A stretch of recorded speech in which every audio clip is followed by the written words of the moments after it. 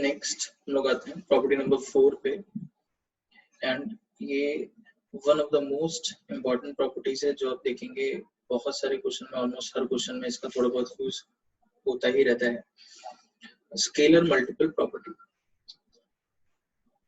If all the elements of any row or column be multiplied by the same number, then the determinant is multiplied by that number.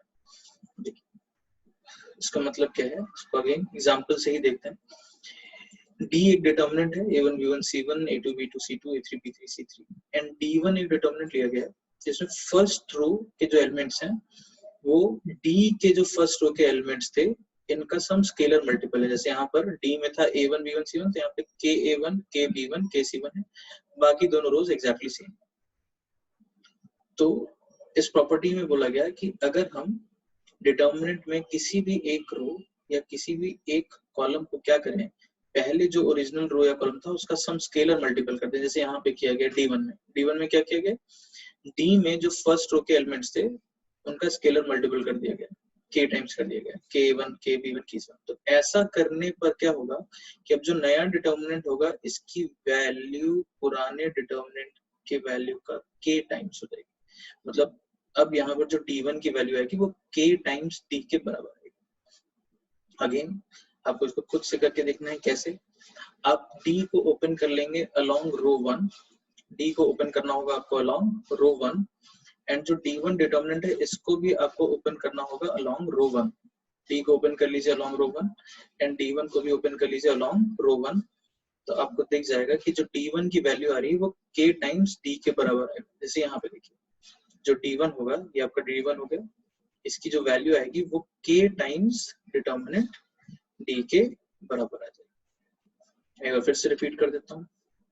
अगर हम किसी determinant में किसी भी एक रो या किसी भी एक कॉलम में जो एलिमेंट्स हैं उसको पुराने डिटर्मिनेंट का K टाइम्स कर देंगे, तो ऐसा करने पर जो नया डिटर्मिनेंट बनेगा उसकी ओवरऑल वैल्यू पुराने डिटर्मिनेंट के वैल्यू का K टाइम्स हो जाएगी। अब इसको हम लोग दूसरी तरह से भी ऑब्जर्व करते हैं क्योंकि प्रॉपर्टी का यूज इसमें दूसरी तरह से भी होता है। जैसे आप ये वाला स्टेप देखिए, यहाँ पर जो D1 डिटर्मिनेंट है, D1 ये वाला determinant KA1 KB1 KC1 A2 B2 C2 B3, ये determinant is equal to K times determinant. तो इसको हम दो तरीके से कहते हैं। जैसे इसको हम ये भी कह सकते हैं कि ऐसा नहीं लग रहा देखने पर कि जो D1 वाला डिटर्मिनेंट है इसमें से हमने K कॉमन ले लिया, D1 वाले डिटर्मिनेंट में से हमने K कॉमन ले लिया बाहर, तो K कॉमन ले लिया तो ये K टाइम्स हो गया। ये कहने का मतलब इसको हम प्रॉपर्टी को इस तरह से भी यूज करेंगे कि अब हम डिटर्मिनेंट में से किसी भी रो या किसी भी कॉलम, ये चीज अगेन ध्यान रखेंगे, अगर हम डिस्कशन या एग्जांपल रो के लिए कर रहे हैं तो सेम चीजें कॉलम के लिए होल्ड करेंगे।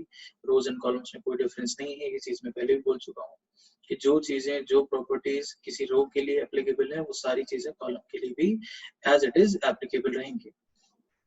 तो इसको हम ऐसे भी कह सकते हैं कि हम डिटर्मिनेंट में से किसी भी रो से या किसी भी कॉलम से एलिमेंट कॉमन लेकर के डिटर्मिनेंट के बाहर ले जा सकते हैं।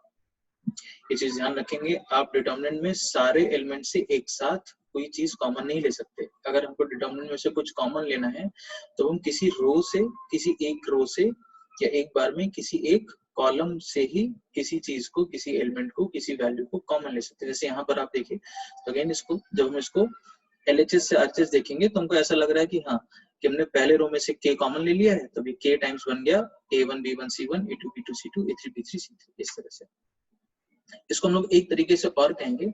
अब अगर हम इसको RHS से LHS देखें, RHS से जब LHS देखेंगे तो ऐसा लग रहा है कि अगेन इस K को हम डिटर्मिनेंट के अंदर ले जा सकते हैं। इस K को हम डिटर्मिनेंट के अंदर ले जाकर के अगेन मल्टीप्लाई कर सकते हैं, बट सेम वही चीज कि जब आप डिटर्मिनेंट में कोई वैल्यू अंदर ले जाकर के मल्टीप्लाई करेंगे तो आप इसको पूरे डिटर्मिनेंट में नहीं मल्टीप्लाई करेंगे, आप इस K को केवल किसी एक रो में या केवल किसी एक कॉलम में ही मल्टीप्लाई कर सकते हैं। जैसे कि इसको यहाँ देखते हैं, एग्जाम्पल लिखा हुआ है, एक डिटर्मिनेंट है D, इस डिटर्मिनेंट, ये डिटर्मिनेंट है D, इस डिटर्मिनेंट D में मैंने K से मल्टीप्लाई किया है, तो अब इस K को हम अंदर ले जा सकते हैं, बट जब अंदर ले जाएंगे तो इसको हम केवल किसी एक ही रो में मल्टीप्लाई कर सकते हैं एक बार में। या तो इसको हम ऐसे लिख दें, के को हमने फर्स्ट रो में मल्टीप्लाई करके ऐसे लिख दिया, या इसको हम ऐसे लिख दें, के को हमने सेकंड रो में मल्टीप्लाई करके लिख दिया, या हम इसको थर्ड रो में मल्टीप्लाई कर सकते हैं, या सेम उसी तरह से के को जो हम अंदर ले जा रहे हैं मल्टीप्लाई करेंगे तो इसको या तो हम अलोंग फर्स्ट कॉलम मल्टीप्लाई करके लिखते हैं, या फिर इसको हम अलोंग सेकंड कॉलम में मल्टीप्लाई करके लिखते हैं, या इसको हम थर्ड कॉलम में मल्टीप्लाई करते हैं। इस प्रॉपर्टी को अगेन हम लोग दोनों तरफ से यूज करते हैं, दोनों तरफ से याद रखेंगे। पहली चीज तो ये कि अगर हम किसी डिटर्मिनेंट में किसी क्वांटिटी से मल्टीप्लाई कर रहे हैं और हम उस क्वांटिटी को डिटर्मिनेंट के अंदर ले जाकर के एलिमेंट्स में मल्टीप्लाई करना चाहते हैं, तो हम उसको सारे एलिमेंट्स में एक साथ नहीं मल्टीप्लाई करेंगे। अगर हम किसी वैल्यू को अंदर ले जाके मल्टीप्लाई करेंगे तो या तो हम उसको एक बार में किसी एक ही रो के अलोंग उसको मल्टीप्लाई कर सकते हैं एलिमेंट्स में, या किसी एक ही कॉलम के अलोंग मल्टीप्लाई कर सकते हैं एक बार में। सेम उसी तरह से जैसे आप किसी एक रो या एक कॉलम में ही मल्टीप्लाई करेंगे एलिमेंट्स को, उसका रिवर्स भी ट्रू उसी तरह से कि अगर हमको डिटर्मिनेंट में से कुछ कॉमन भी लेना होगा तो हम एक साथ सारे एलिमेंट्स में से कॉमन नहीं ले सकते, हम एक बार में किसी एक ही रो में से या किसी एक ही कॉलम में से एलिमेंट को कॉमन भी ले सकते हैं। क्या हमको ये बात क्लियर हो गई? अब इसके बाद हम लोग नेक्स्ट आते हैं प्रॉपर्टी नंबर 5 पर। इसको बोला गया है proportionality property. If all the elements of any row or column are proportional to the elements of any other row or column, then the value of determinant is 0. Again इसको example से देखते हैं इसमें क्या बोला गया है कि अगर कोई एक डिटर्मिनेंट है, जैसे एग्जांपल देखिए, तो इसमें क्या है कि जो सेकंड वाला रो है वो फर्स्ट वाले रो का ही सम स्केलर मल्टीपल है या उसके प्रोपोर्शनल है, ऐसे कह सकते हैं। जो सेकंड रो है वो फर्स्ट रो के प्रोपोर्शनल है, उसका k टाइम्स है।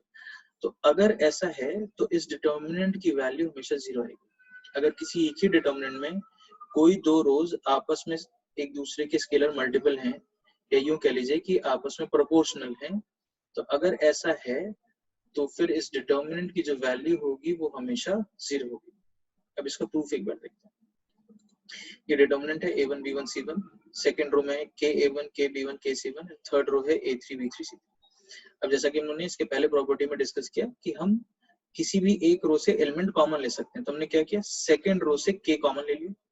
नेक्स्ट स्टेप देखिए, तो k कॉमन लेने के बाद ये ऐसा हो गया k times a1 b1 c1 a1 b1 c1 a3 b3 c3।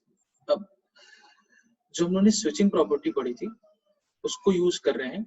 हमने क्या किया, फर्स्ट एंड सेकंड रो को आपस में इंटरचेंज कर दिया। अच्छा, यहाँ पे दोनों आइडेंटिकल ही हैं, तो a1 b1 c1 ये भी a1 b1 c1 है, सेकंड में भी a1 b1 c1 है, दोनों को आपस में इंटरचेंज कर दिया। तो जैसे ही इंटरचेंज करेंगे डिटर्मिनेंट में देखने में कोई फर्क नहीं आएगा, बट क्या होगा, एज पर प्रॉपर्टी, क्योंकि हमने दो रोज को आपस में स्विच किया है तो ओवरऑल एक माइनस साइन आ गया।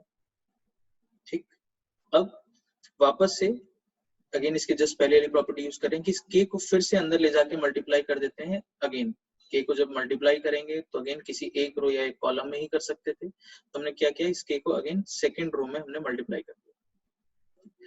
अब आप अगर ऑब्जर्व करिए तो आप जहां से स्टार्ट किया था, जो हमारा डिटर्मिनेंट d था, सेम वैसा ही कुछ डिटर्मिनेंट हमको दिखने लगा है, बट एक माइनस साइन के साथ। मतलब जो d था, ये d सिंप्लीफाई करने पर माइनस d के बराबर आ गया।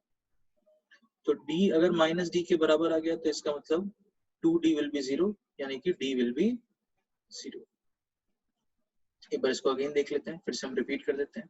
सबसे पहले क्या किया, स्केलर मल्टीपल प्रॉपर्टी है ना, इसके जस्ट पहले जो हम लोगों ने प्रॉपर्टी डिस्कस करी थी उसको यूज किया पहले स्टेप में, k हमने कॉमन ले लिया सेकंड रो से। फिर उसके बाद हमने नेक्स्ट प्रॉपर्टी यूज करी स्विचिंग प्रॉपर्टी, कि फर्स्ट एंड सेकंड रो को हमने आपस में इंटरचेंज किया, तो ऐसा करने पर एक माइनस साइन आ गया।